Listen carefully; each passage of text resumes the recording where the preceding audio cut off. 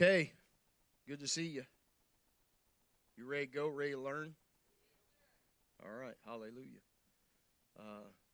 This is our first time with Dr. Seif, the doctor's Seif. They're both, I was thinking the other day, I'm thinking these are the smartest people we've ever had here. So we're excited. Amen. It's going to be a great weekend, and so we're going to turn him loose. Sound good? All right, welcome, please, this morning, Dr. Jeff Seif and Dr. Barry Seif. Thank you. Bless you. Bless you. Good. Well, thank you. Please be seated.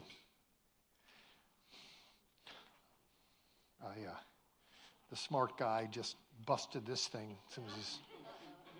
I'll tell you what. I think I'll get this sorted in a second. I got it. Just got to get these back in the holes.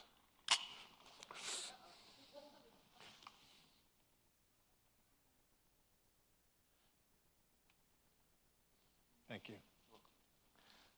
Well, we're really thrilled to be here, and thank you so much for the invite. Let's go ahead and get the first slide up, and I will kind of give you a window into what I'm minded to talk about for the next few hours, which sounds rather odd. I've never spoken about this subject before, responding to crises. And it might seem like a rather odd title. The genesis of it was that, of course, I know very little about the church. It's my first time here, and thank you so much for the invite. And I'm just getting to know the pastor. But what I do know, or what I think I know, is that there was something of a crisis proximate to my first introduction, and that is, there was a discovery within the network of church relationships that this church and your pastor was involved in. There had been improprieties that were rather disconcerting, and it prompted some kind of soul searching. What do we want to do with all of that?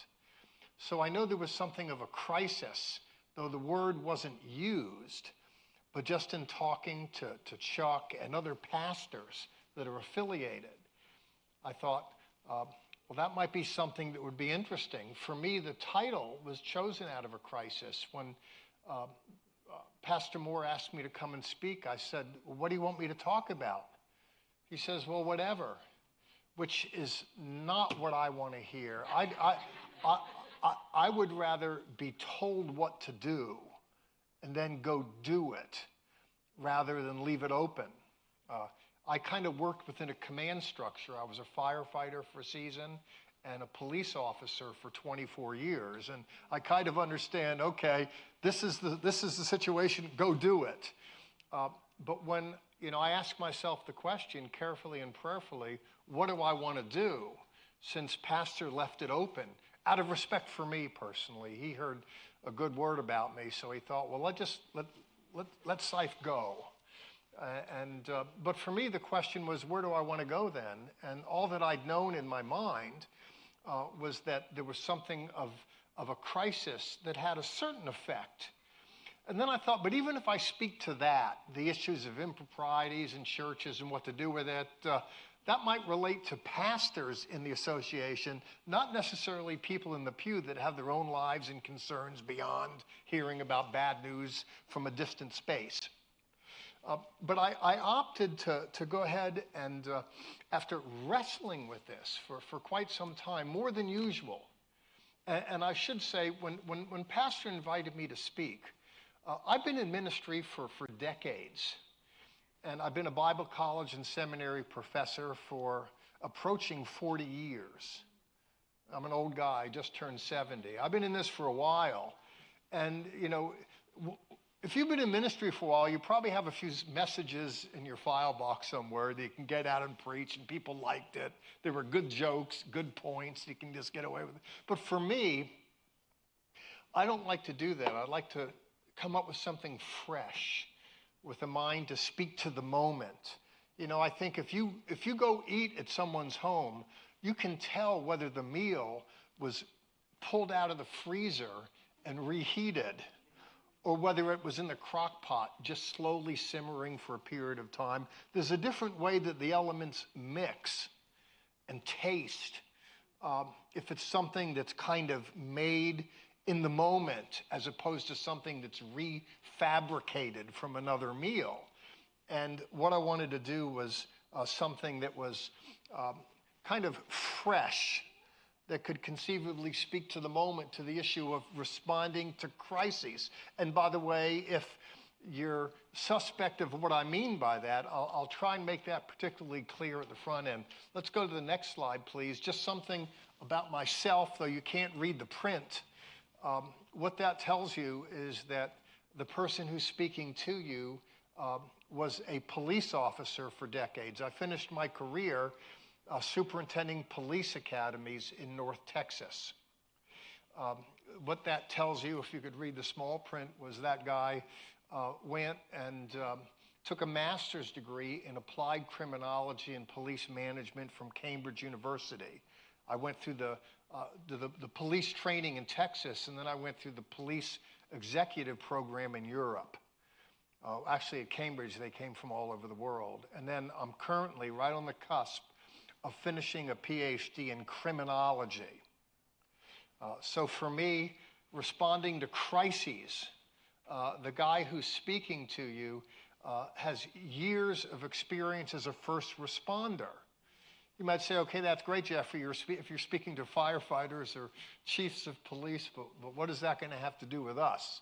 Well, I'll try and clarify that as I kind of go on with my introduction.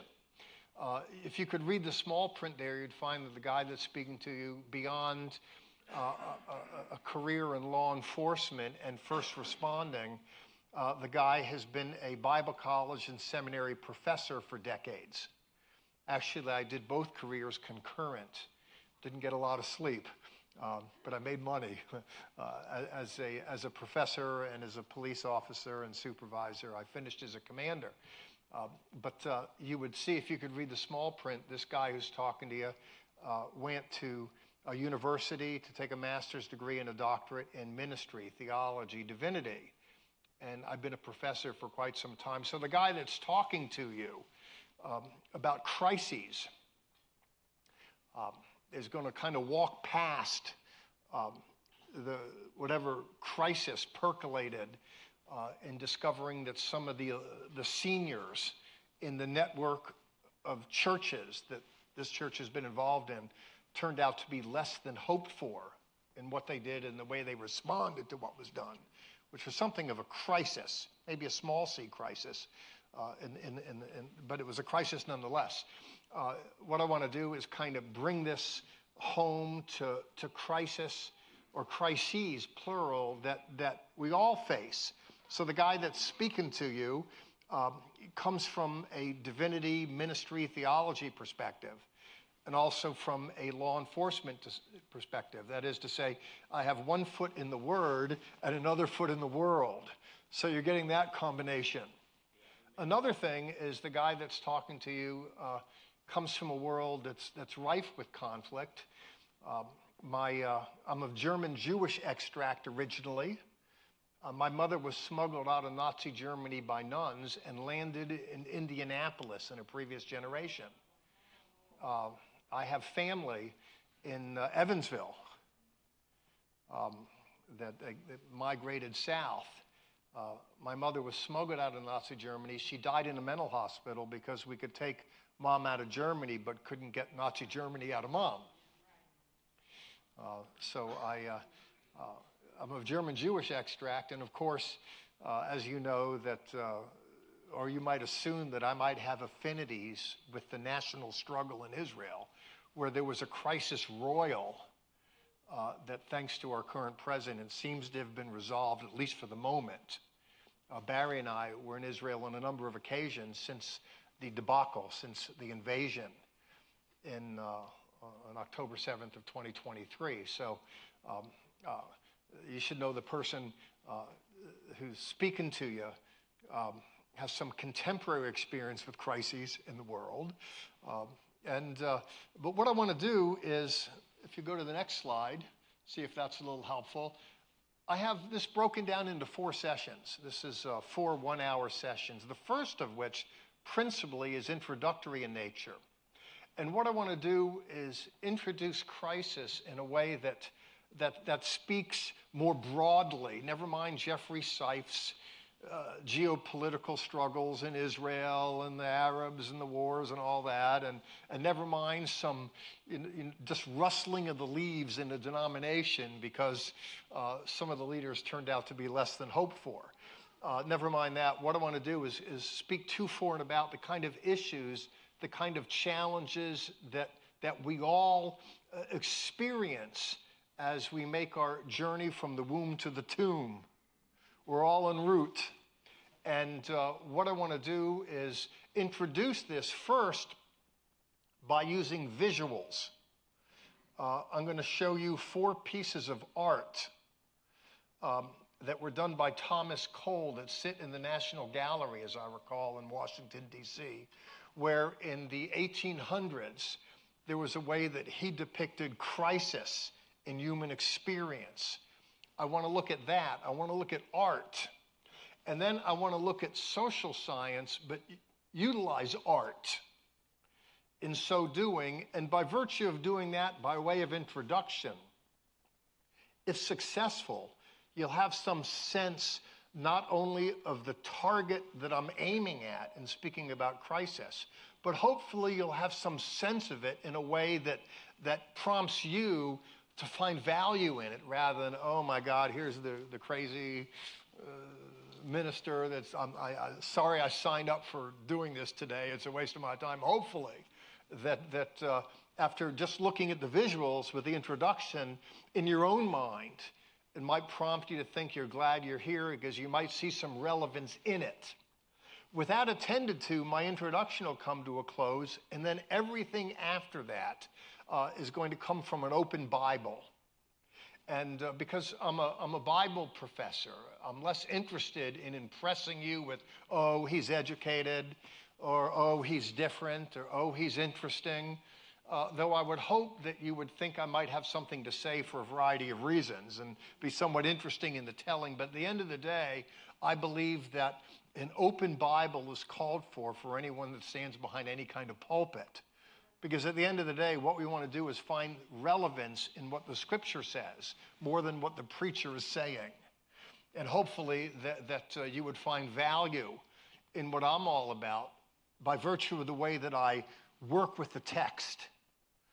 And you wouldn't just leave here at the end of the day saying, that's a good speaker, but you say, that's a good God, that's a good word. And there would be something that would stick with it. You and I, we are just kind of strangers passing in the night. And what I want to do is penetrate into biblical literature, because you'll be walking with this for quite some time when the name Jeffrey Seif just fades into nothingness. Well, the structure here is the introduction. You'll see it's highlighted in yellow. And what I want to do in this first session is look at some depictions from Thomas Cole, and then something with development. Human development and crisis in development. That'll be a little heady. I'm going to use visuals. When I'm done with that, there's a break. And then everything after that is open Bible.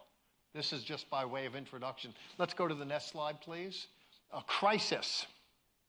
That's what I'm after. I'll just flip like this to the next slide.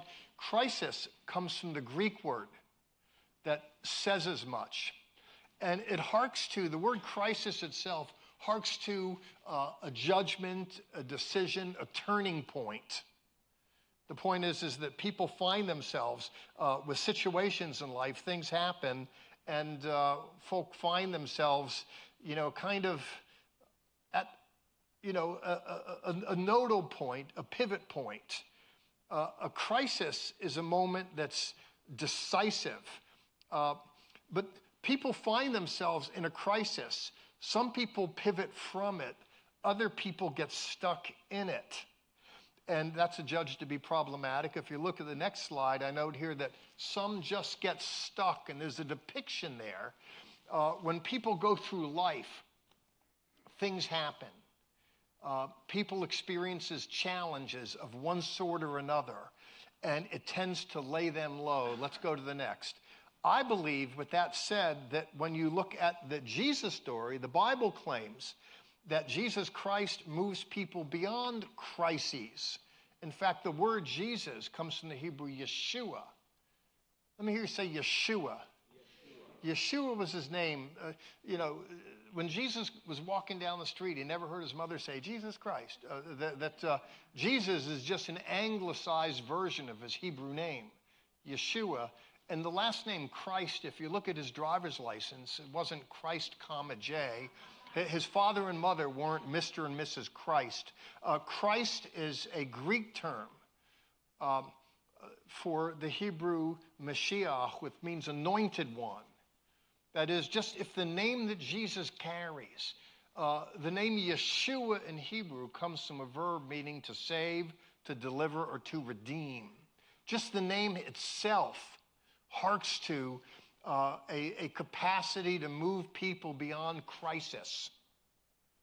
And with the title name Christ, there's a particular anointing for that.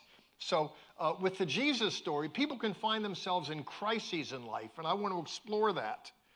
But there's something about the Jesus story that and the person of Jesus and the receiving of Jesus that carries with all of that this movement beyond crisis. Let's go to the next slide, please.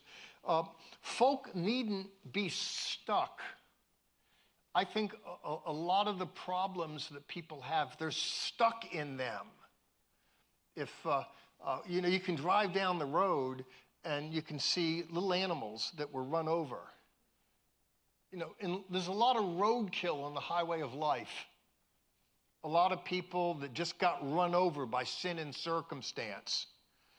And if not entirely run over and killed, if you can just picture the snow and someone's driving and they kind of swerve off the road and they're stuck in a rut going back and forth trying to maneuver themselves out of it. Some people are run over by life. Others are just stuck in it. Now, if I understand anything about the Jesus story, that individuals needn't be stuck. Today, what I want to do is look at crisis in modernity, and then I want to look at crisis in biblical antiquity and how to get over it. Particularly, I'm interested in human responses to crises and how Christians can respond to it. But for introductory purposes, what I want to do is begin at art. Let's go ahead and look at the next slide, please. There's a blank face. There's a woman. I showed you a picture of a young girl, kind of depressed. And here there's a sad face and a glad face. And what I want to do is look at moving beyond sad to glad. If you go to the next slide, please. I want to begin here by looking at Thomas Cole. We'll go to the next. Art, a visual depiction of crisis. Now, if you look at the next slide, please, make sure we have it up there. You'll see there, if you can zoom in on it, Thomas Cole, as I'd mentioned, was an artist in the 1800s. And there's a picture there of a boat with an angel on the boat. Now, it's hard to see it from where you're sitting, I'd imagine, but right in front of the angel, there's a little baby. And there's actually an angel right at the front of the boat. And there's an angel in the back of the boat kind of holding, the rudder, steering it. And if you look at the water, it's very calm. And you can see these craggy rocks, this darkness in the background. But if you look what surrounds this imagery here, there's flora and fauna proximate to the stream. And this was Cole's way of talking about early childhood. There's a kind of innocence. If you go to the next slide, please. This was Cole's depiction of adolescence. What happens is that when someone's younger, they're in the family and basically protected from life circumstances and challenges. The parents are there providing a hedge against the troubles of the day, and individuals are kind of nurtured hopefully into a reasonably peaceful environment. But what Thomas Cole depicts here is the story of the boat again, but it's different. Here, the person that was the baby in the first picture is a teenager in the second. He's let the angel off at the shore, and he's grabbed the rudder. He's just, there's a kind of taking a hold of your own life and deciding where you want to go with it. And you can see it's still rather green, and the picture bursts with optimism. It's when we're younger, there's enthusiasm. We're going to take over the world. We're confident. You can see in the sky, there's this palatial setting. The young have dreams, and they can tend to be full of enthusiasm and confidence. The word confidence comes from the Latin confides, which means with faith, and people are minded just to go for it. And this was Thomas Cole's depiction of adolescent, the teen years, so-called.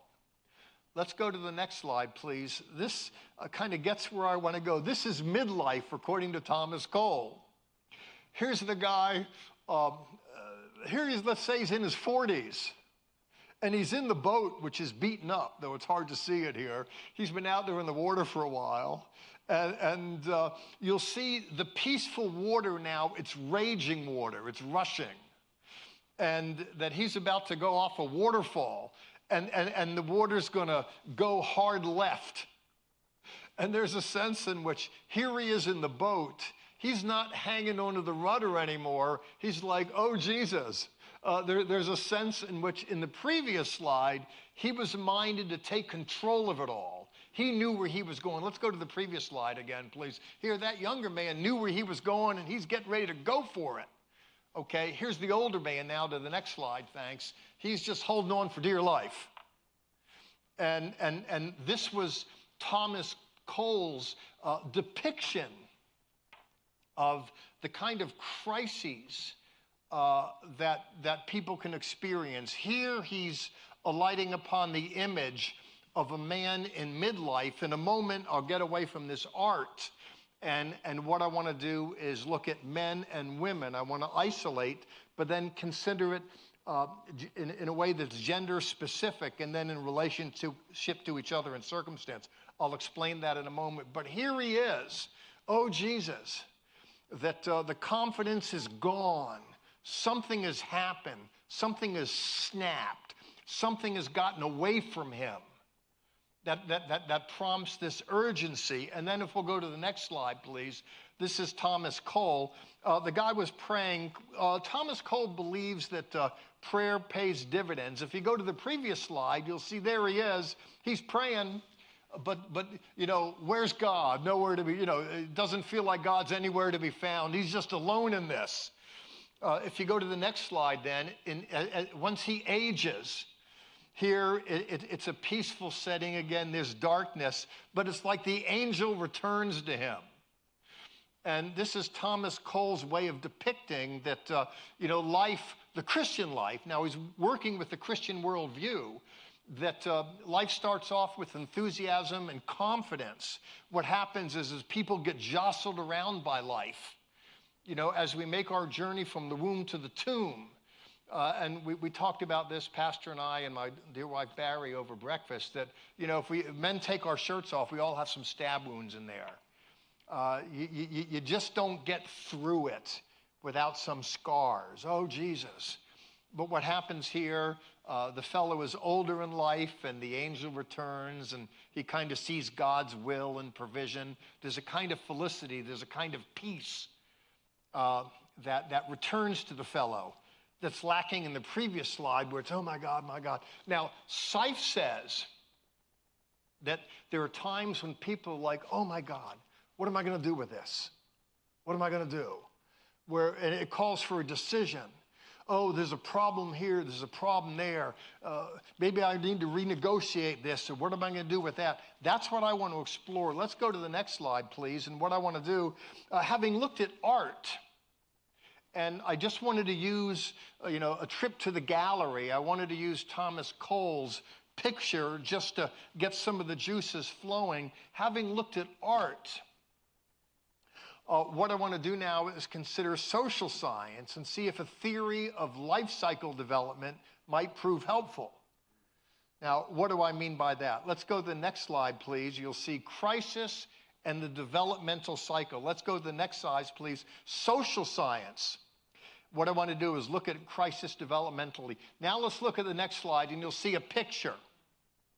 Now, what this is depicting is various seasons of life. You've heard me to say that we're all, on a journey from the womb to the tomb. And I just turned 70 this past Sunday. I'm cognizant of the fact that if life is a journey in a car, that most of my journey is in the rearview mirror, not in the windshield. If I just want to time it out, now most people don't think in those terms, and I don't have this morbid fear or occupation with impending death, but let's be real. What I want to look at here is the way life itself is demarcated with seasons. And here you look at early childhood from 0 to 3 months, 4 to 11 months, and then a little skip, 3 to 5 years. You see the little boy here, and here I'm working with a boy. I'll show you a girl picture in a moment. Not that I'm an expert in women, but you'll see he's playing with a little car, a toy, 6 to 13, 14 to 18, 25 to 45, 45 to 65, and 70 to 90. That's where I am, by the way. I was in the gym for 3.5 hours the day before yesterday. I'm old. You don't get to be this good looking by accident. You got to work at it, okay? There you go. But you know what it is? I get it. Thank you. Thank you, Chuck. I get it. It just is what it is. Now, there's different seasons of life. And arguably, there are certain challenges, crises, if you will, that go along with the seasons. For instance, it could be said from 14 to 18, the young crisis, the young boy, the girls. Well, will she like me or this? And I was rejected or this. And finding a girl from 25 to 45, one has probably resolved the issues. Not necessarily. I got married when I was 30, the first time. I was horrified. A cool guy like me, girls would, let's just be friends. Nobody wanted to tie the knot. Finally, I got a gal that was willing to lower the standards. And so I was able to get married at 30. And then my first wife, may she rest in peace, we were married 30 years. She went on to be with the Lord. And then the Lord brought Barry into my world. And Barry was 62 when she married me. She'd never been married before, never been with a guy. But there are certain seasons in life. So it can be overly simplistic to say at 14 or 18, they're worried about finding a girl. From 25 to 45, one has resolved that issue. And there it's your business. 45 to 65, which is, I kind of want to land between the 25 and the 45. And then 70. There's different crises, there's different challenges. It could be said that, the boy from 14 or 18 is interested in the girl, getting into college, getting a job. One can assume that, well, from 25 to 45, someone's resolved the job issue. And within that season, someone's resolved the finding a partner issue. There's crises with finding love and finding a job, but those things kind of work their way through. But of course, at that age bracket, then they start producing at this level again, and there's certain challenges associated with raising a kiddo.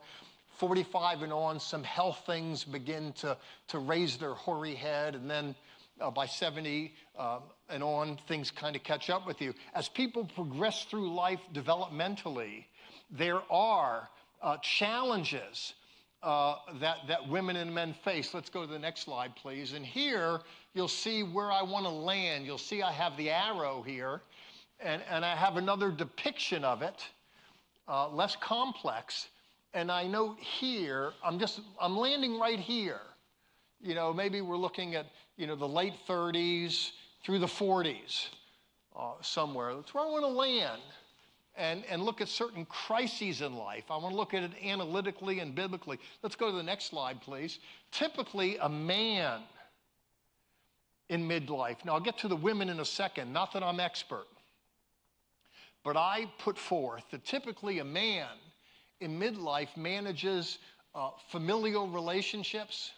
He carries, I spelled that wrong, financial burdens associated with running a household. Simultaneously, he manages network situations with younger and older generations. If you're 40, you're not only carrying the burden associated with managing your own household, you're also dealing with the older generation that's petering out. You're kind of stuck between one, if you look at your webs of relationships, there's certain challenges because certain relationships are dissipating through time and circumstance and death. Other human beings are just coming into their own. They're just kind of coming into the world. Others are exiting it. And when you're at this place in life, there's a certain place where you're juggling issues associated with both ends of the human spectrum. And the question is, then how do you manage that? There's crises around you. Oh, did you hear so-and-so got pregnant, she's not married, or this or that, or he did this and that, and, so-and-so got arrested for, and you got to go bail the 17-year-old out of jail, or, oh, look at this, my uncle this, my father, my mother, look, a health issue. I mean, there's stuff. All of a sudden, as you're kind of, just kind of working through life, things just kind of flash on the screen that demand your attention. What Seif calls crises that demand some kind of resolution, which is kind of where I want to be in this. And again, I'm just introducing here that I wanted to address something that speaks to crises that we face, whether it's a pastor who's disappointed because someone that he looked up to in ministry, things turned out to not be all that he'd hoped for, creates a certain kind of crisis and may well prompt some kind of renegotiation for various reasons. Whether it's that or whether it's just the kind of situations in life that demand our attention, where we have to look at it and decide what we want to do with it. I want to note here that typically a man in midlife manages this familial relationships, and there's things that get a little squirrely in those family relationships. There's financial burdens associated with running a household, and that presents with challenges. Certainly if it's a precarious economy, that certainly represents a challenge. Simultaneously, one manages a network of situations with younger and older generations, which I just described. That factors in balancing personal goals and social obligations. Your personal goal, let's say you want to get a new rifle or a fishing boat, and then there's other social obligations like the church needs a new van for the youth group, and there's a question of what do you do with your energies between legitimate self-interest and then expending energies for things beyond our own constellation of concerns. Personal goals, social obligations. There are ways that people deal with what I refer to as emotional and material breakdowns and more. There are things that people experience in social networks that can be disconcerting. It can cause a snap or just a kind of depression. Let's go to the next slide, please. Now, here I'm talking about a man, and it's easier for me to talk about man because I am one. And I don't want to presume to speak too much about women's experience because I understand myself to be an alpha male kind of guy, one time I was in a Starbucks and talking to a guy in drag who was dressed like a woman. And I told him, I had a Bible there. Oh, you're a minister. I says, yeah, me and you have a lot in common.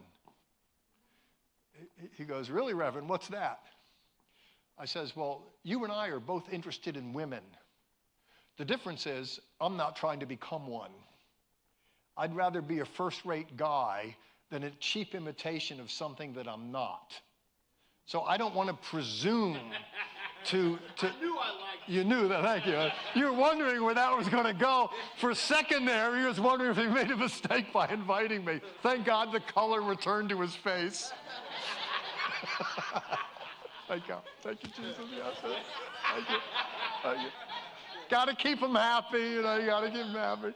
So I don't want to presume beyond my pay grade, but a woman in midlife is typically doing the same and much, much more, of which I just described. Let's go to the next slide, please. It's a cheap imitation of me trying to foist up something that's not my own experience. Here you have a little girl, little baby girl, and then we're kind of working our way through. There's different things that happen through the life cycle where there are crises that are unique to women more so than men. Just one experience, when my first wife went to be with the Lord, may she rest in peace. Before she went to be with the Lord, she experienced a crisis that really hurt her and bothered her. When Patty was a mom, she was raising the boys. We only had boys. And those boys, she was the most important thing in their world. She was the sun, and the boys were little planets that revolved around the sun. She was the center of their universe. But what happened, if you can imagine this, those boys got a little older, and they found other girls to be more interesting than their mother. Can you imagine that? All of a sudden, they grow up, and they kind of pivot away from home, and they have, it's characterized by a kind of distance. And she really feels it more than I did, in part because for me, though I certainly was emotionally invested with my kids, I wasn't invested with maternal instincts. I still had energies, full blast, professionally and otherwise, to pursue my goals in education and career and what have you. And I came home, and I don't want to overstate it as though I was indifferent, but there's a sense in which when the boys grew up and moved on, Patty was left abandoned. I was still chugging on with my life as I'd been developing it over the years. There are ways that women can feel a certain kind of crisis as they progress through life. I don't want to presume anything, but what happens, individuals progress. What I'm interested in, crisis. Let's go to the next slide, please. Seif says that humans evolve physically. Let me get it here on this. Human beings evolve physically, and there is an evolution physically. If you will go to the previous slide, and again, I'm saying this, I'm going where angels fear to tread if I want to talk about women and figures, not numbers. There's a change in our body. With the previous slide, people go through changes. Let's go to the next one. I don't want to spend much time on that, believe me. Human beings, evolve physically, emotionally, psychologically, and socially, all the while as we're going through our own iterations in life. We're involved in a variety of networks. Crises can and do happen in those networks, which we are beckoned to respond to. And I list some here. There are personal crises. It can be health. It can be losing a job. There's family crises. Oh my God, find out the spouse did such and such. A problem with a sister, with a brother, with a mother, with a father, with a child. There can be crises with friends and associates that create disequilibrium. And at church, a church isn't stained glass windows, pipe organs, collection boxes, and pews. Church is a social network. Yes. I liken it to a turtle. People say, where do you go to church? It's not a question of where you go to church. It's a question of whether you are the church or you ain't. That's what it is. A church is like a shell in a turtle. But really, the turtle is the living organism that lives in the shell, not the shell. But what happens is when one accepts Christ, one's born again to a new kind of family, there is a kind of relationship there that develops through time and circumstance. And there can be crises at church. People can experience crises at work as well. And it's not just losing a job, but what happens is you can get a new supervisor Things can happen. We live in webs of relationships, and we're impacted by things that happen in those relationships. There's crises associated with various obligations that we have. And then there's crises that we can be concerned with in our own country that have nothing to do with the life that we live, but it's situational. Oh my God, look what's happening in the politics. For me, when I look at the political situation in our country, I don't know where you stand personally. It's bad enough talking about religion can be precarious. Politics is another thing. I am so glad that Donald Trump is the president of the United States of America, personally. I think he's a little crazy, but I'd much rather have him than the previous. And to me, when I kind of look at the news, sometimes it's just bombastic what people are doing, the way they're performing, what they're protesting, and this and that. And when I think about the crises in our own country, maybe it's because I'm older now. At 70, I've already dealt with a lot of the problems that I've already described.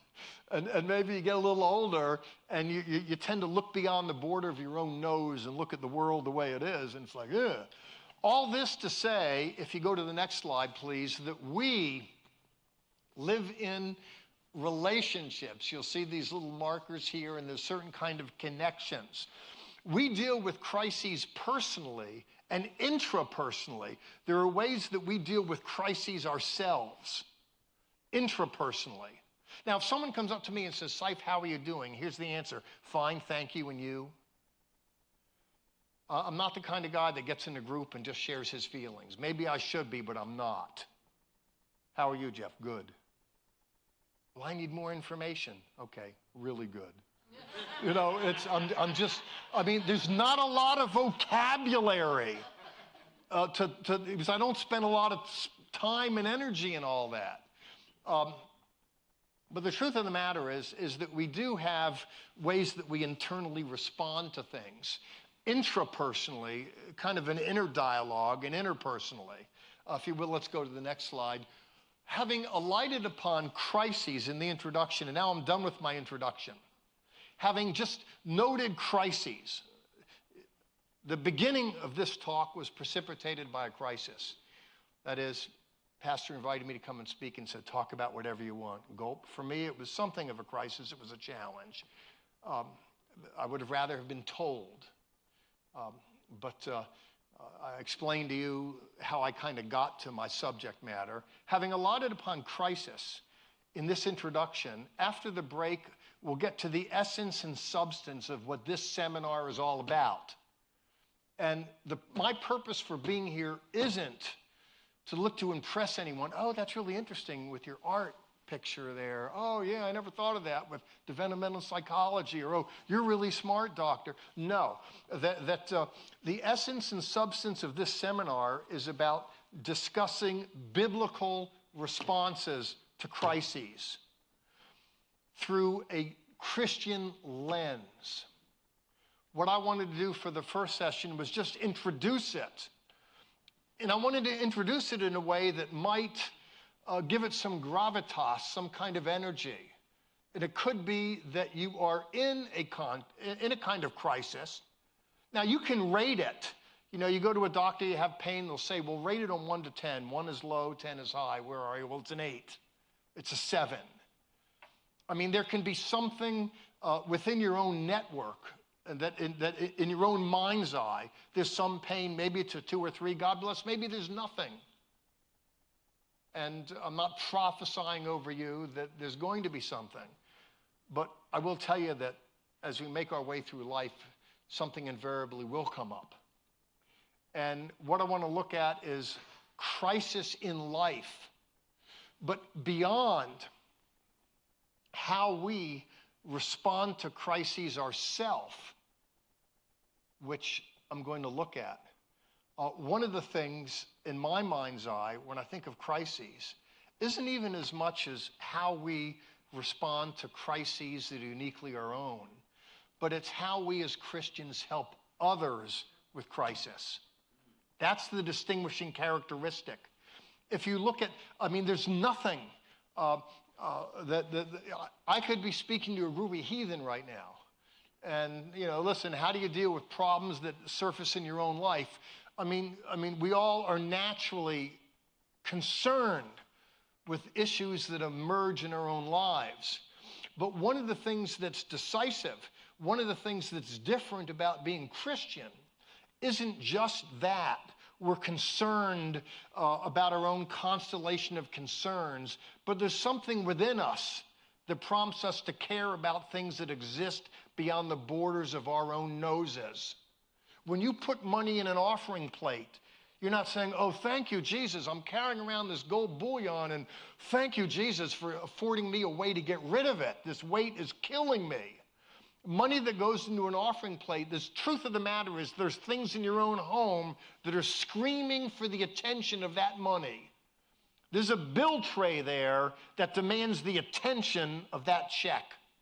Beyond that, there's personal goals. Well, you know, I need a new truck. Oh, by the way, I wanted to buy a boat. Or by the way, I want to get a new bow. By the way, I want to go on a vacation. Not only are there legitimate, immediate needs that demand the attention of that money, but there's goals and dreams that are beckoning for it as well.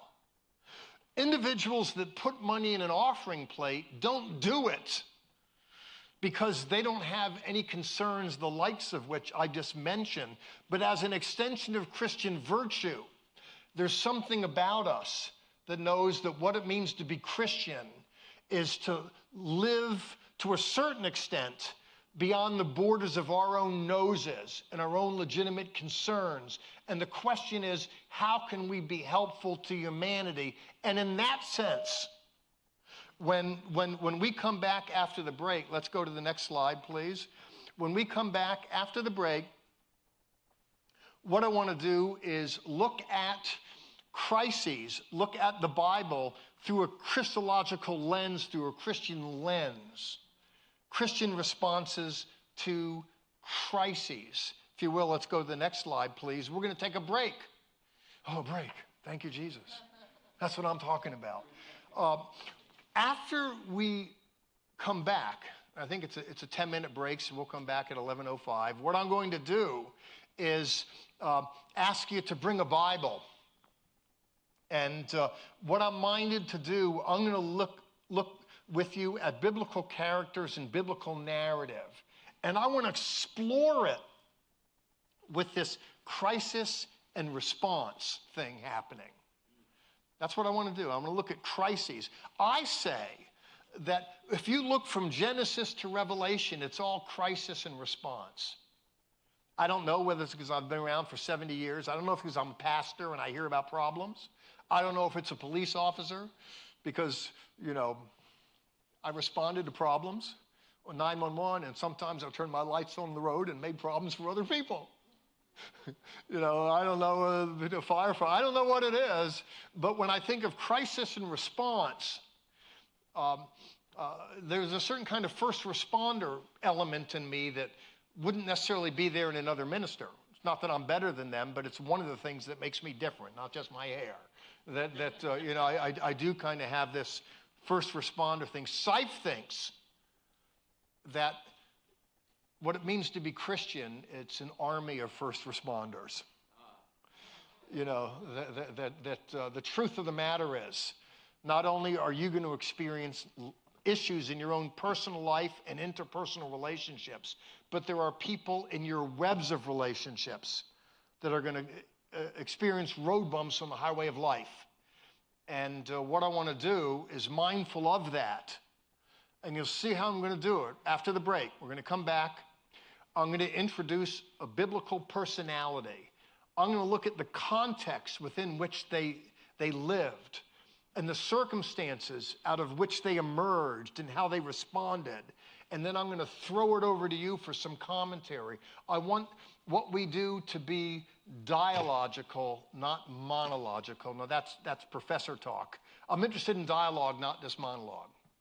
That what I want to do is kind of put out a certain biblical narrative and penetration into the narrative, and then flesh out with you some applications, and then stop, and then go to the next, the next, the next, the next. And then finally, at the end, after lunch, the last session, what I'm going to do is instead of looking at just different personalities, I want to look at Jesus. And I'm hoping that by means of so doing, If you go back to the previous slide, I'm hoping that what we'll get out of this is an understanding of crises and understanding how to respond as Christians, both when we come upon them personally in our own webs of relationships, and beyond that, how to respond to it personally in a way that's authentically Christian. Good to go? Yes. Let's take a break. It's now 10:57. Let's come back in at 8 minutes after 10, after 11. Awesome. Sorry. Thank you.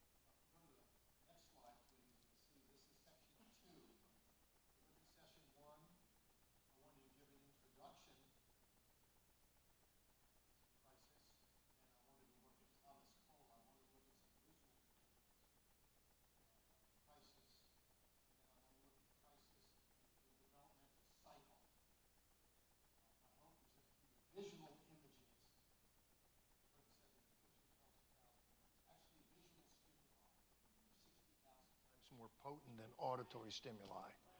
That is, if you see something, one is more apt to remember it. If you've ever heard a joke, it's the funniest joke you ever heard. You were laughing your guts out and you forgot it 60 seconds later, couldn't recall a thing. Then you know that information, auditory stimuli can be sent out and your brain can receive it.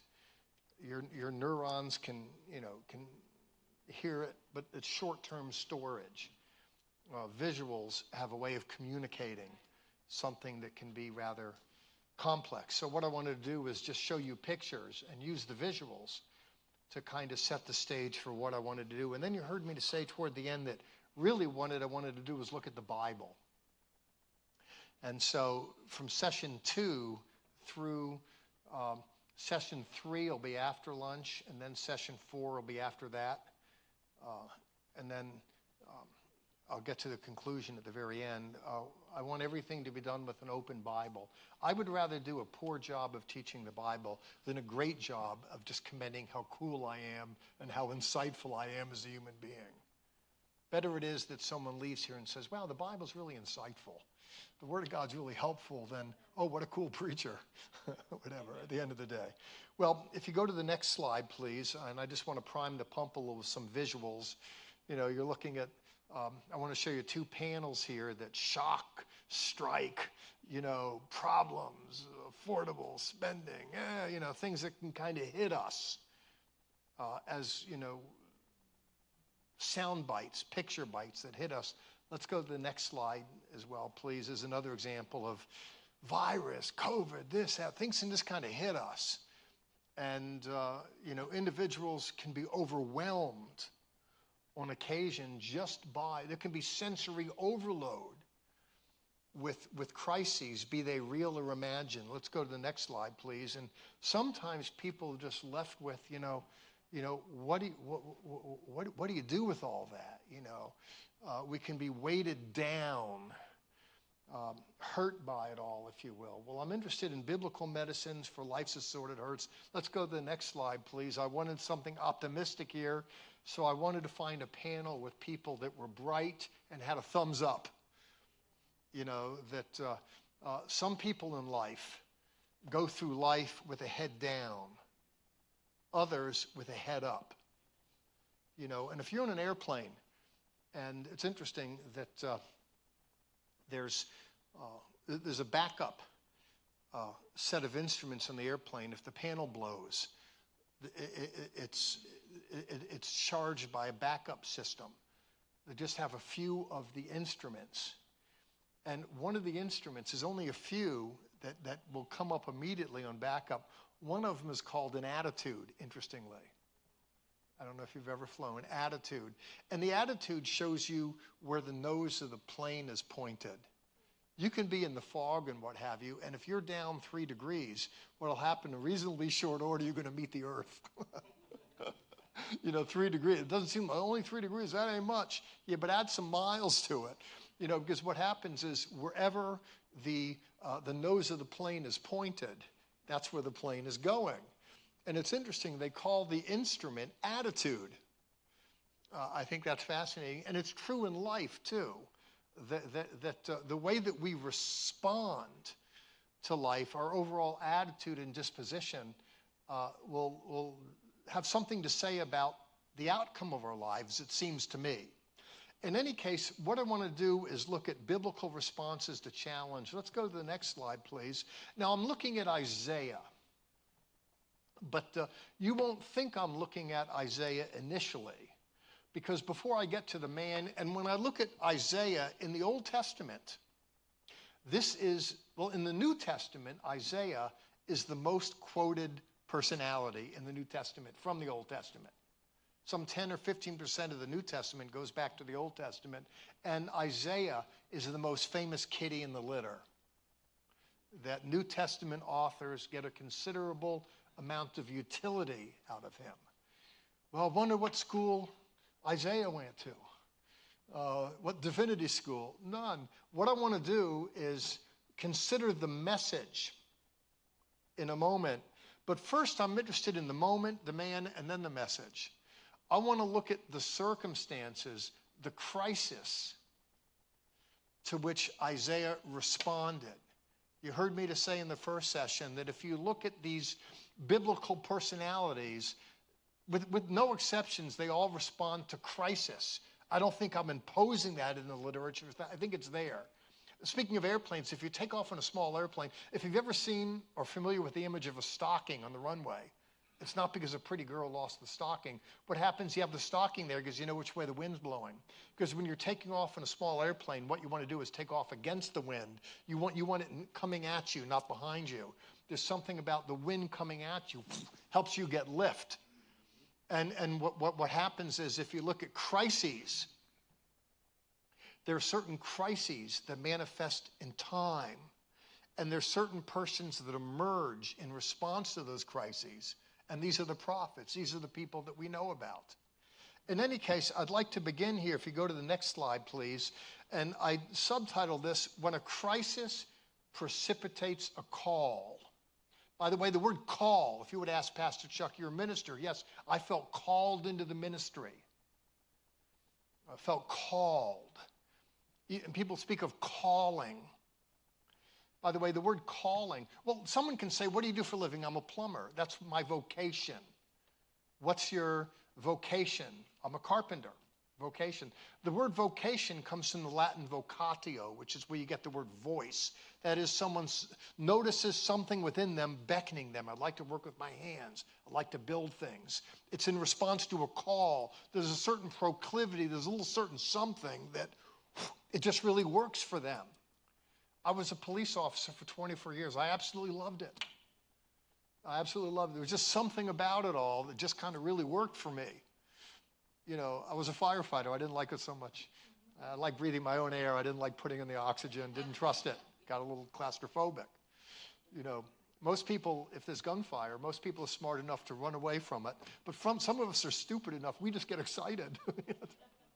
Hot call. Go to it. You know, Barry and I recording. I took her out on a ride-along in the squad car. We get in a high-speed chase. I'm so excited. I got to show off. I caught the guy, but Barry had enough. You know, I'm there, hot pursuit, you know, lights, sirens, and Barry's like, can you slow down? You know, no, honey, listen, she wanted to say something. She was nervous. I said, honey, I can't talk right now. Got to focus, got to drive. There's traffic. There's the radio. I was so excited. God, got the guy. So excited. And I come back in the car, and she's like, you know, Mama had enough. Okay, but, you know. In any case, that different strokes for different folks, you know, different people are just kind of like, they're into different stuff. And, but I'm interested in what precipitated the call here. I want you to go in your Bibles to 2 Kings. And I'm interested in chapter 5, verses 1 through 16. We're told here, in the 27th year of Jeroboam, king of Israel, Azariah, son of Amaziah, king of Judah, became king. He was 16 years old when he began to reign, and he reigned 52 years in Jerusalem. His mother's name was Jechaliah of Jerusalem. Now he did what was right in the Lord's eyes, just like all that his father Amaziah had done. However, the high places were not taken away. The people were still sacrificing and burning incense to the high places. Then the Lord struck the king so that he had sarat, or leprosy, until the day of his death. Now, there's a story here in passing, in brief, that talks about a king who he came to rule when he was 16 years of age. And here the author of Malachim in Hebrews, or Kings, says that he came to reign when he was 16. He reigned for 52 years. But then in verse 5, we're told that he became a leper and died. Sarat, leprosy. It's a living death.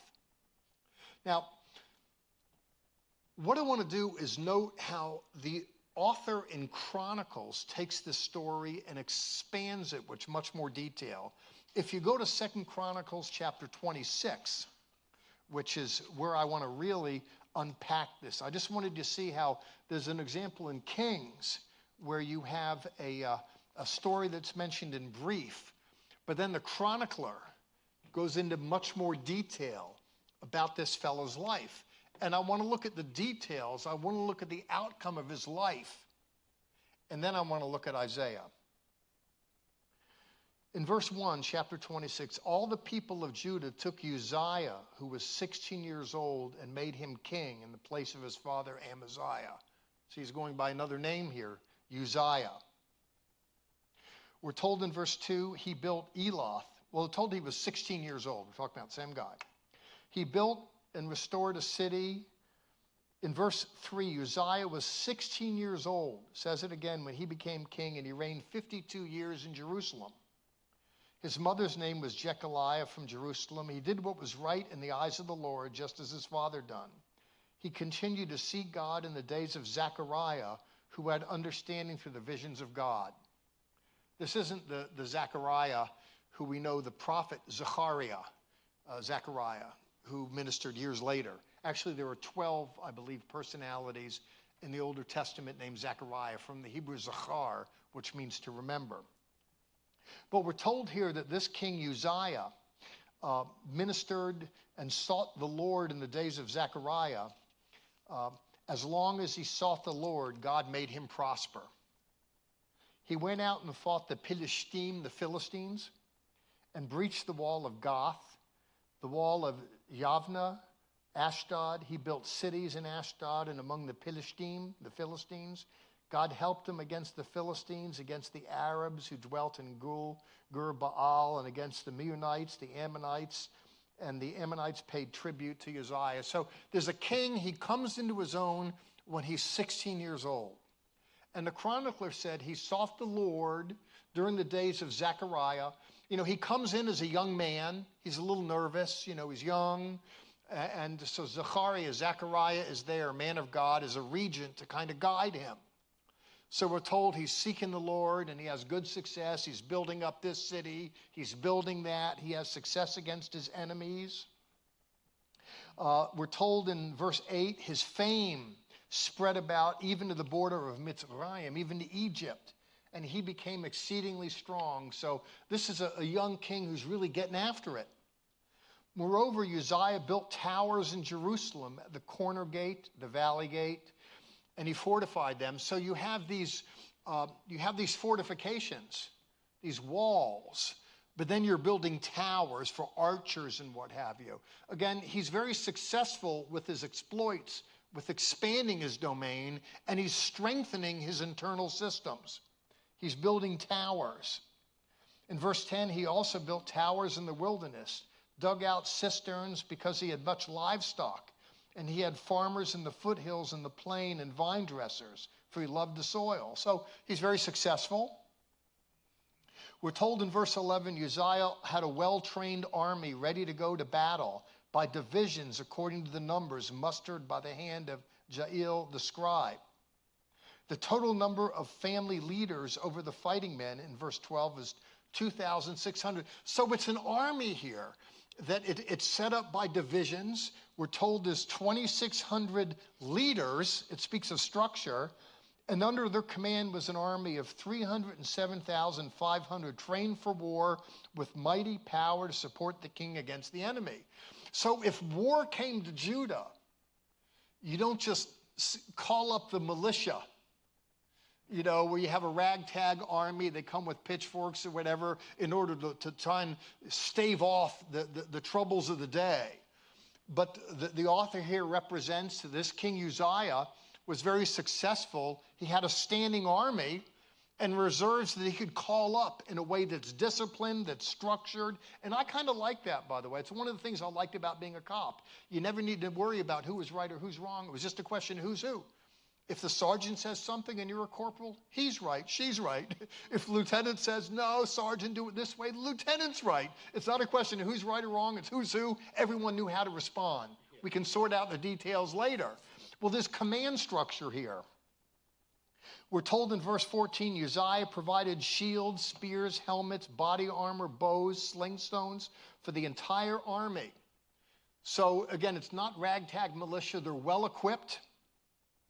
In Jerusalem, he made machines designed by skillful men to be used on the towers and on the corners to shoot arrows and hurl large stones.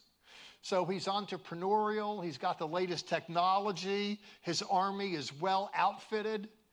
You know, as a cop, I was always proud. My department, we had the best equipment, the best vests, the best gears, the best guns, good cars. I mean, I just kind of felt I'm the man.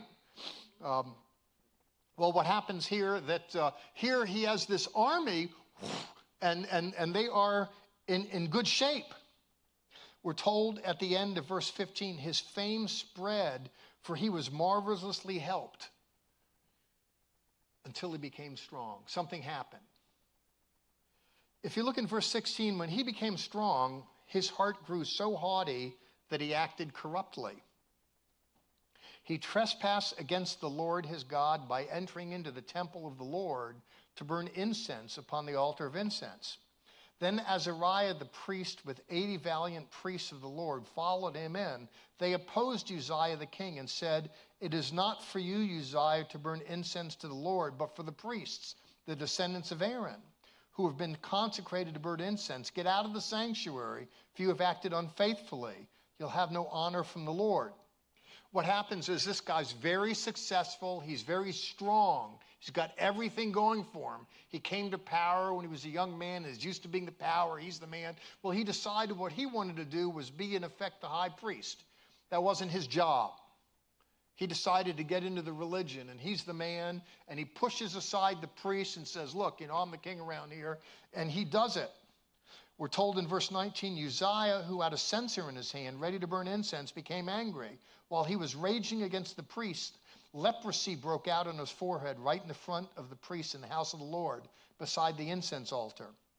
When Azariah, the chief priest, and all the other priests stared at him, behold, his forehead had leprosy. So they rushed him out of there. Indeed, he himself hurried to get out because the Lord had smitten him. Now, in Malachim, in the book of Kings, it just said, here's a young man came at 16. He was very successful. He had leprosy and he died. Here, the author is getting into it in more penetrating detail. There's a young man. He had everything going for him. I mean, he was the best kitty in the litter. He had so much success, and the domain expanded under his influence while he sought the Lord. But then he gets too proud, gets too lazy spiritually. I don't know what it is. What happens is then he pushes into space that wasn't his to occupy. He does something wrong. He's summarily smitten with the providential disease, leprosy. I mean, he sees it. Oh, my God. And then what happens is he's smitten, and he's rushed out of the place. And this fellow that was full of confidence, what is going to happen to him? He's going to die. He had everything going for him. He's going to wind up being sequestered in an apartment and die. If you look in verse 21, King Uzziah had leprosy until the day of his death. He lived in a separate house with leprosy, for he was cut off from the house of the Lord. Now, verse 22, I said all that because I wanted to get at this. If you look in verse 22, we're told, now the rest of the acts of Uzziah from the beginning to the end were recorded by the prophet Isaiah, the son of Amoz. Now, who was Isaiah? Before Isaiah became a prophet, he was the court historian. He was there the whole while. Actually, if you look at Isaiah and Micah, they were contemporaries. Micah was a contemporary, but he was like a country preacher in a small town. Isaiah, on the other hand, was in Jerusalem. He himself has royal blood in his veins, and he was part of the court. And so he was there in the upper echelons, in the citadel, in the place of power, and he observed in detail. He was the court historian. What happens, he's there and he's writing in detail. He's observing what's happening in Judah. And he's observing what happened with this man who had everything, who deteriorated and became nothing. Now, Isaiah gives voice to that. This tragedy, this crisis, then is going to stimulate something. I want you to look in the book of Isaiah, please. And if you go to Isaiah chapter 6,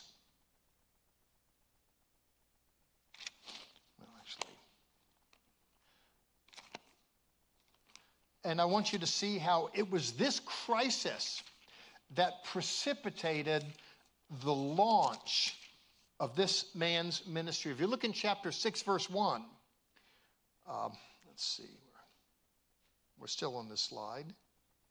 If you look in 6:1, we're told, in the year of King Uzziah's death, I saw the Lord sitting on the throne, high and lifted up, and the train of his robe filled the temple. And seraphim, angelic types, were standing above him. Each had 6 wings. With 2 he covered his face, with 2 he covered his feet, and with 2 he flew. One called out to the other and said, Kadosh, Kadosh, Kadosh, Adonai Tsevaot. Holy, holy, holy is the Lord of hosts. The whole earth is full of his glory. What happens, if you look at this prophet Isaiah, his ministry was launched by a vision. It was the only vision he had, by the way. There's different words in the Hebrew Bible for a prophet. There's a Navi, which is a prophet. Navi, the word Navi'im, or prophets, etymologically comes from a word meaning to bubble forth. It's like if you've ever, you drank a carbonated soda, 7-Up too quick, and then there's gas and you belch it out. The term prophet kind of harks at that belching out. They give a word. There's something internal to them. They got to get it out with. The reason why Chuck wouldn't necessarily call himself a pastor, but he had a word, a message, a ministry, and here we are years later. That something had to come out. And there's a way that resonated. That's a typical word for prophet. There's another word, roe, which is seer. Ezekiel was more of a roe, a seer. Oh, the Lord showed me, and I saw flashes of this and that, and the Lord, visions of this and that. Daniel, I see visions of this and that. Isaiah wasn't like that.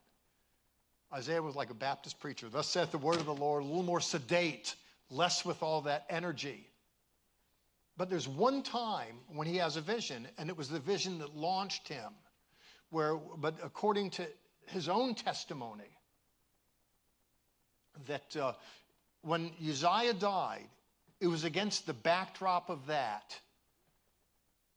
Then Isaiah gets a vision of a holy God, and he sees a man that didn't act. He had a lot of things going for him, and he didn't act responsibly. And he saw that the man's world became unraveled. And he had a vision of that. And there he is. We're told in verse 4, the posts of the door trembled at the voice of those who called, and the house was filled with smoke. And then Isaiah said in verse 5, woe is me, I am ruined, for I'm a man of unclean lips, and I'm dwelling among a people of unclean lips, and my eyes have seen the Lord of hosts. Isaiah, I'm not worthy for this. I've got a vision of God. Oh my God, I'm in trouble now. I shouldn't be here. There's a kind of humility there. And then in verse 6, one of the seraphim, one of these angelic figures, reached out to him. In verse 7, he touched my mouth and said, behold, this has touched your lips. Then in verse 8, I heard the verse of the Lord saying, whom should I go, and to whom will go for us? And Isaiah said, Hineni, here am I. In other words, it's according... he's being autobiographical here. He's telling his own story of his own launch. He says he would have placed, he had some kind of vision of the Lord. There's a kind of unworthiness. He hears God's voice, and God says, who am I going to send? What am I going to do with this? And Isaiah says, Hineni, here am I. And then what happens? In verse 9, then the Lord said, go tell this people. And then it's the launch of his own ministry.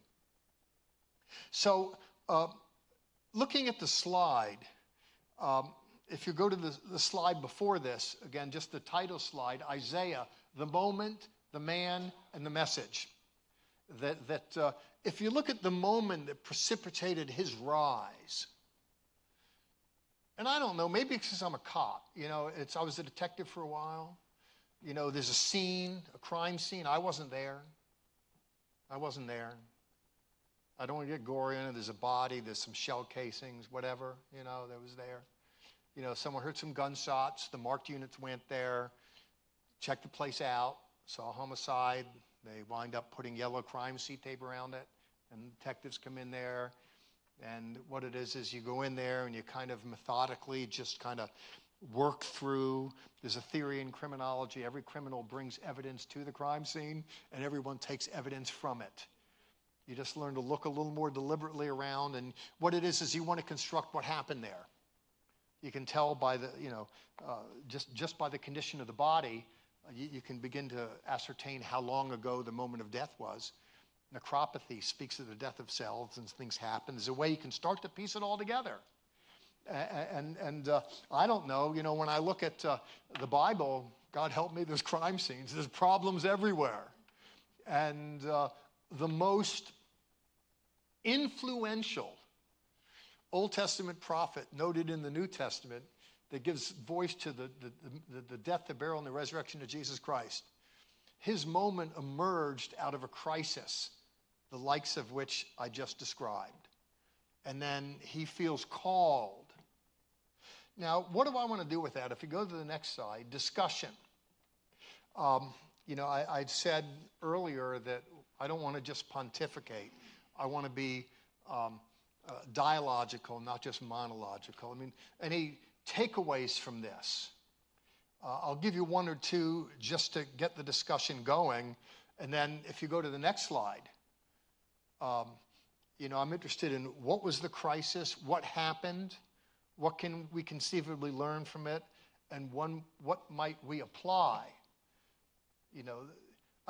Here's kind of sort of what I get from that crisis, from the Isaiah story.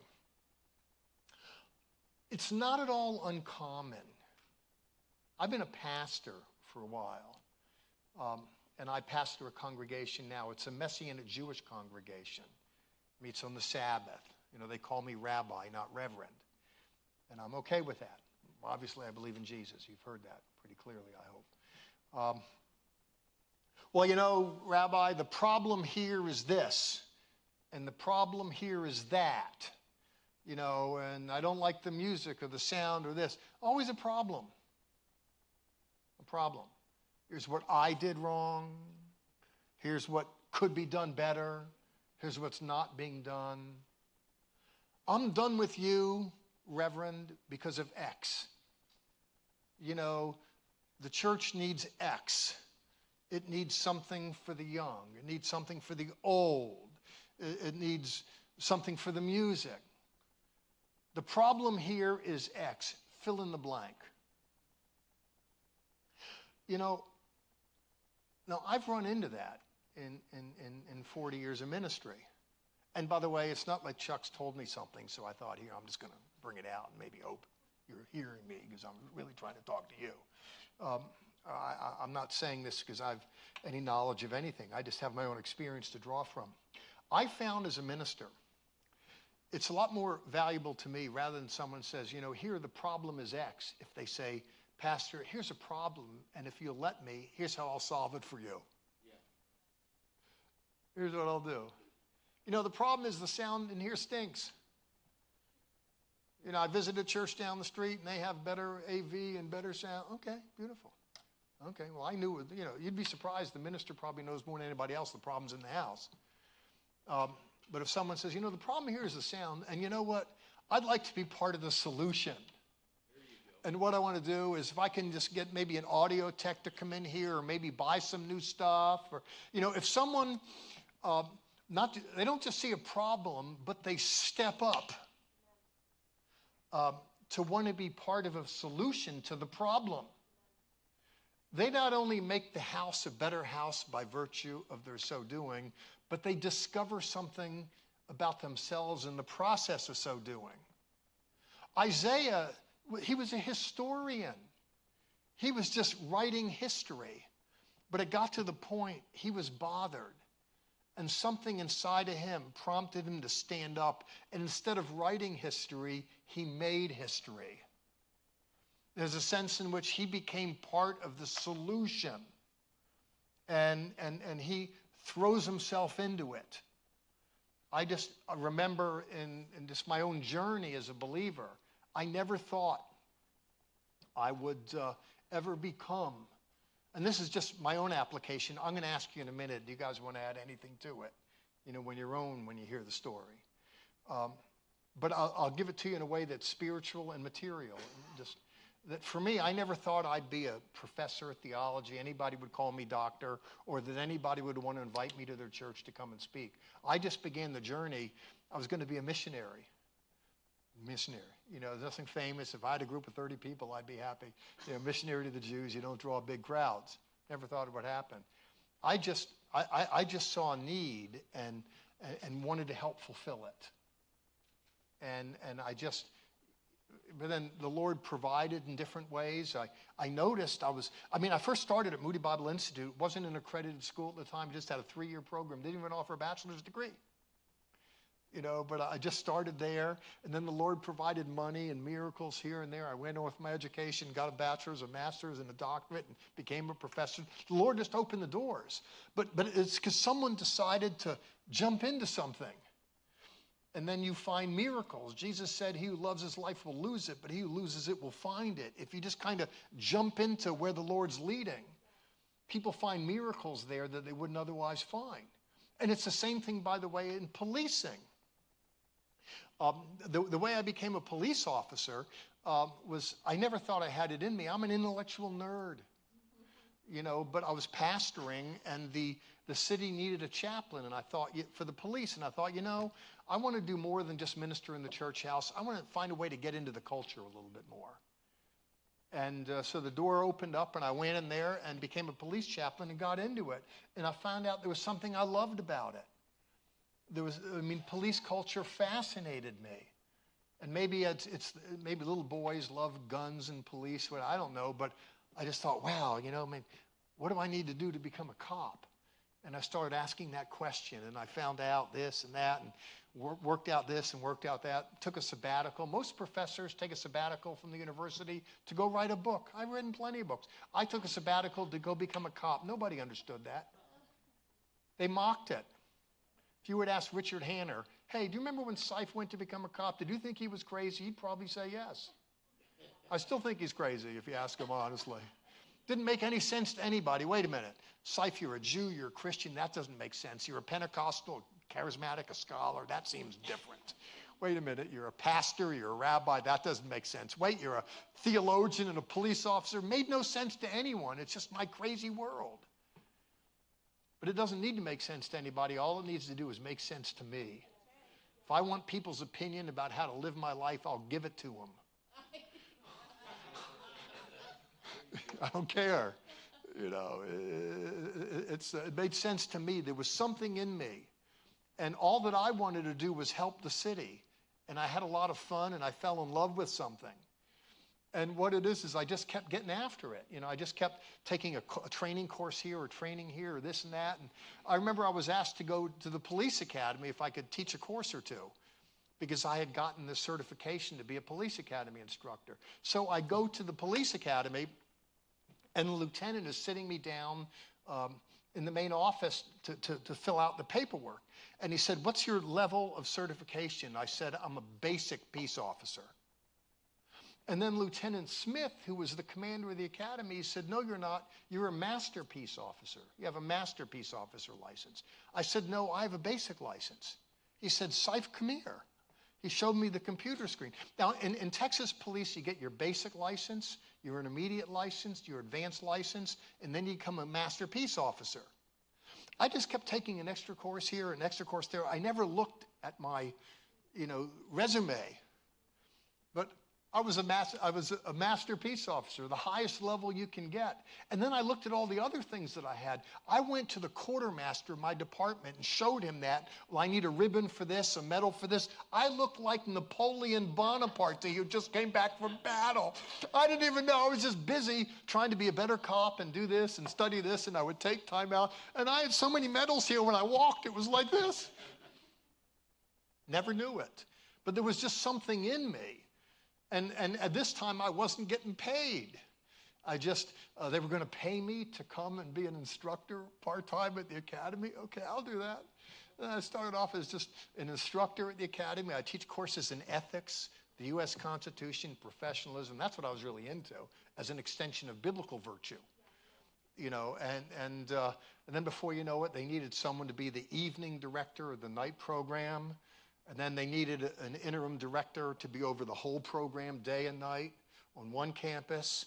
And then they gave me another campus to superintend, and then a third campus. I wound up becoming commander. And one day, I'm just in my office. And when I woke up in the morning, I didn't even think of it. It just came to me. Why don't you see about getting more education? Because I always kept educating myself as a police officer. And then it surprised me. Oh, my God, look at this. I'm Napoleon Bonaparte. I can't believe it. I just kept doing it. So where can I get more education so I can be better at what I'm doing?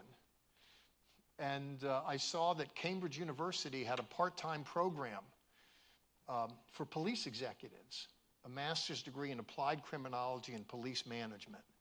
So I reached out to them, and, hey, is it possible? I'm from Texas, whatever. Yeah, you can apply if you want. I couldn't believe it when I got accepted. And then I'm off to Cambridge. For me, I just found, to me, it began, and I remember it clear as day. I was in a squad car with a police officer as the chaplain on a ride-along.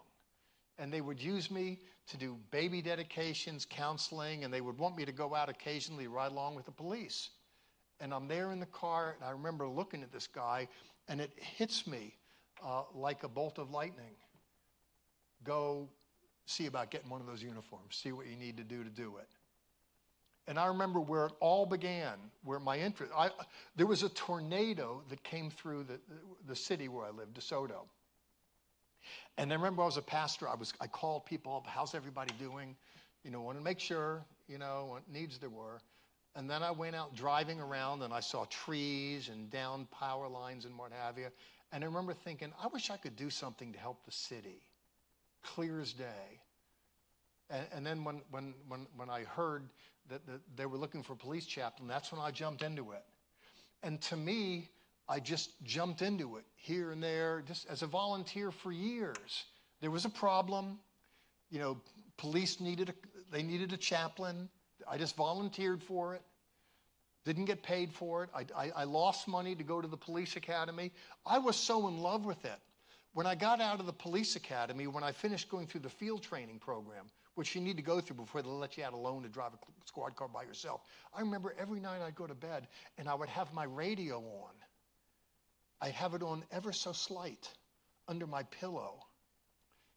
Now, if you listen to a police radio, you think you're at a Pentecostal camp meeting, just gibberish that no one understands. Everyone's speaking in tongues. Because it's a language with numbers and what have you. And there's static. No one understands it, but eventually you learn the language. And I was so in love with it, what happens, I'd lay down at night. I'd come in at 2 or 3 in the morning, because I did most of my policing at deep nights because I had to wake up in the morning and go be a pastor and a divinity professor.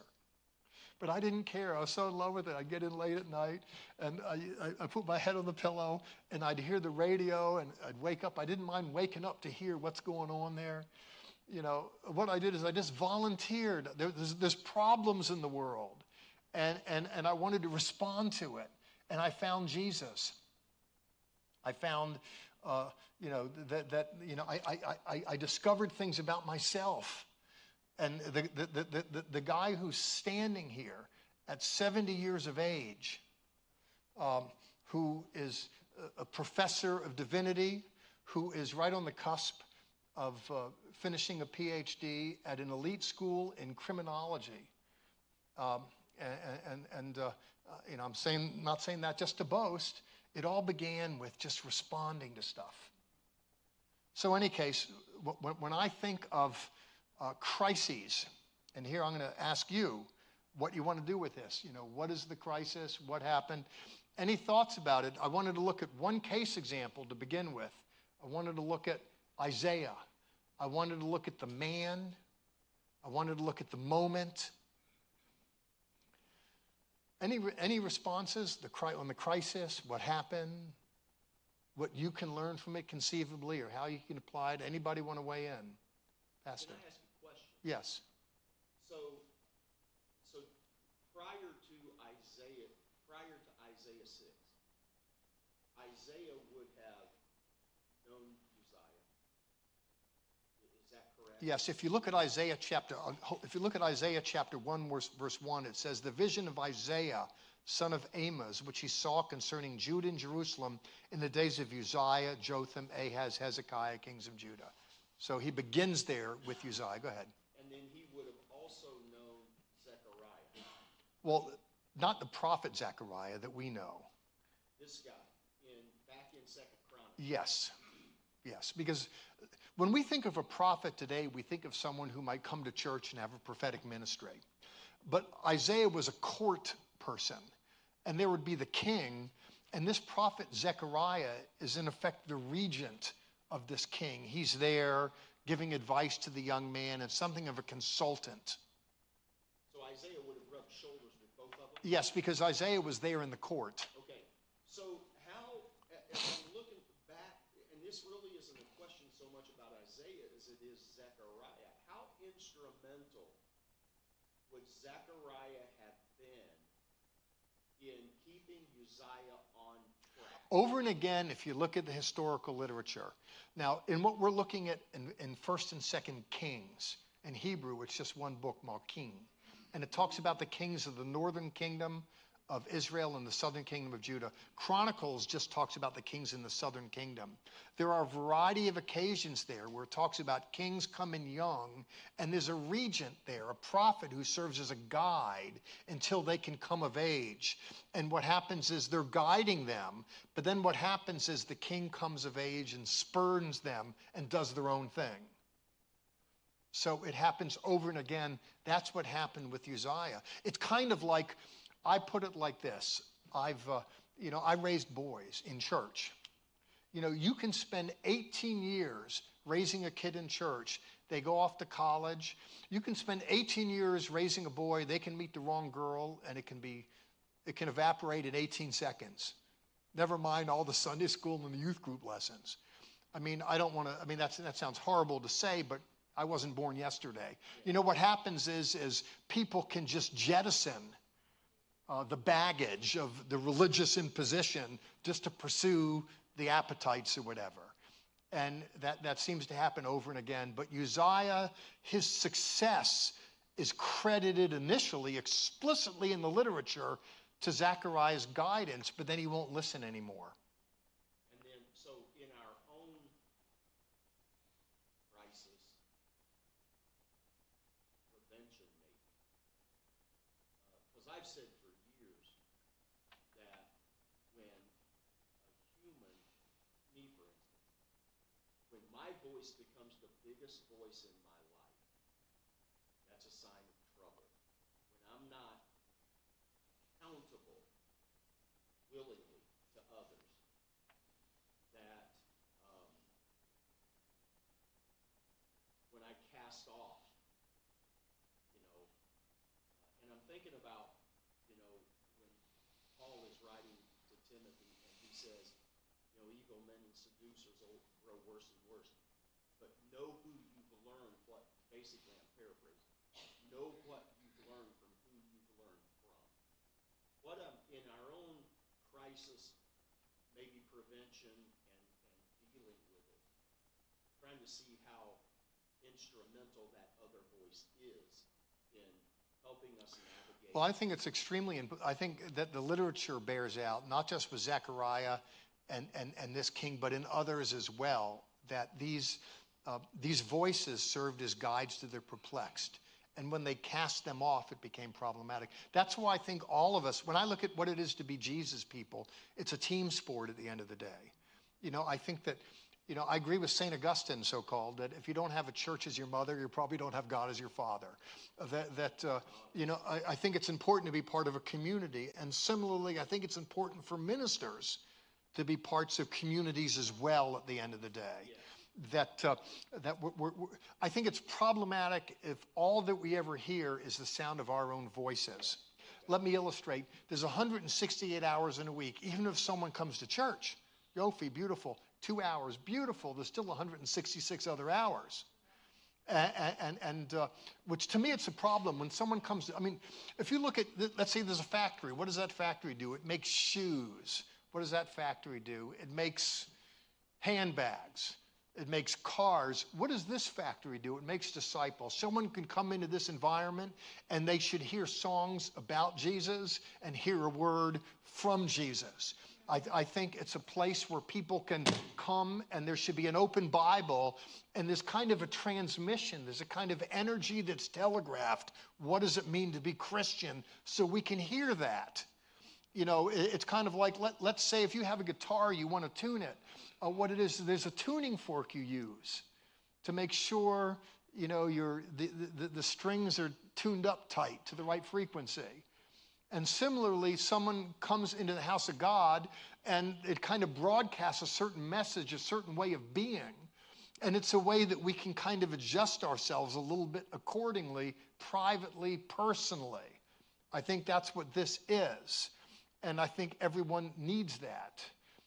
The reason why I'm speaking here is because I came here to listen with never an intention to come here and speak. I was invited a few months ago to speak at a church in the Indianapolis area where the pastor is a doctoral student of mine. I serve on a few colleges. And one guy, Gary Stump, pastors a good church in the Indy area. And he asked me to come up and speak. And so Barry and I came. But then I learned that a friend of mine was in the area. Richard Hanner said, oh, by the way, it's a little bit of a drive. And so I figured, let me come here and let me listen. Don't have to be the big kahuna. Don't have to be the big shot. Now I get to be Dr. Seif, look, smartest guy, look, you know, the man, the PowerPoint, the message, look, listen, never mind all that. I came here and sat there just to listen with no expectation of anything, because I think the only good teacher is someone who's a student. The word scholar comes from a Latin word meaning in school. And I don't have time for experts. I'm interested in students. Martin Luther was right anyways when he said the only good theology is the theology of pilgrims, because we're all talking about a person we've never seen and a place we've never been. That we're all kind of learners, if you will. I don't know if I'm hitting it or not, or going off track and beyond. I think, and the way that my wife and I try and make sure we're hearing the frequency. You know, I don't have a Zechariah the prophet. But when I look at my wife, Barry, I say that Barry is the way, the truth, and the wife. She really is just, beautiful inside and out. I mean, she has everything to me. But one of the things that Barry brought to our relationship is that every morning we're going to wake up and we're going to do devotions together and pray together and take communion together. Communion every morning? Yeah, Barry's philosophy is what's the use of being married to a minister if you can't use them? So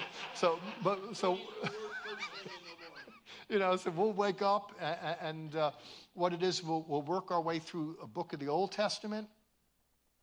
We'll read a chapter in the Old Testament, read a chapter in the New Testament, and then Proverbs. If today's, November the 18th, it's not the 18th, we'll read Proverbs 18, Proverbs 19, and then after the month, we'll go back to one again. We'll just recycle over and over again.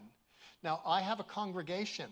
I have but it's a Messianic congregation that meets on Friday nights. I go right around the corner from where we live. We're involved in a church. And I'll go there, sit in the Sunday school, and it's a sweet little old lady who leads the Sunday school class. She's not a theologian. I'll just sit there and listen and learn. The pastor will preach. He has a bachelor's degree in divinity. God bless. He's not a doctor. But I learned from him. There'll be a Wednesday morning men's breakfast. I'll go there and eat. I don't have to be the boss. I think every one of us needs to be attached to something because we have a wayward nature. It says in Scripture that man tends toward evil as the sparks fly upward. There's a natural tendency that in the Jewish world, we call it Yetzer Hara, Yetzer HaTov. Yetzer hara is the evil inclination. Yetzer hatov is the good inclination. You know, my understanding, if I wanted to look at, you know, a biblical anthropology, that is the doctrine of man from a biblical perspective, where are we? There's a sense in which there's signals that are being telegraphed. The question of which one are we going to listen to? There is kind of like a negative kind of, you know, temptation. If you can think of the image of Bugs Bunny for a minute. And Bugs Bunny is there wanting to go into some patch and steal some fruit. I'm going to get it. And then there's a little angel, Bugs. Bugs, don't do that. You can't do that. That's bad. And then there's a little demon that pops up in the other ear. Bugs, get it. No one's going to notice. Bugs has a dilemma. What's he going to do? He's got to listen to the right voice. And you have 2 dogs, correct? No. I'm a cat daddy. She brought that to the family. I used to be a dog guy. But if you have 2 dogs, the same breed, same type, and if you ask the question, which one barks the loudest? The answer can be the one that's fed the most. And it's like that with life as well. There's our Christian nature and our human nature. We got to make sure we're feeding the Christian nature. So then there's strength to kind of stave off the inclinations of the day that might otherwise divert attention. Anybody else, anything else on this before we bring it to a close for this moment, this session? Okay, let's go to the next slide. Oh, goodness, I'm behind. I was going to do 2 here. I got lost. We'll do this next. Let's go ahead and take a break. Let's come back at 1 o'clock. Time for lunch. Isn't that what or you tell me however you want to do lunch. Let's shoot for 1:30. Come back at 1:30? Is that okay? You're the boss. No. Yes. Yeah, that way people can break, go to lunch if they want, and get back. Bingo. Perfect. Okay. Sound good? Yes.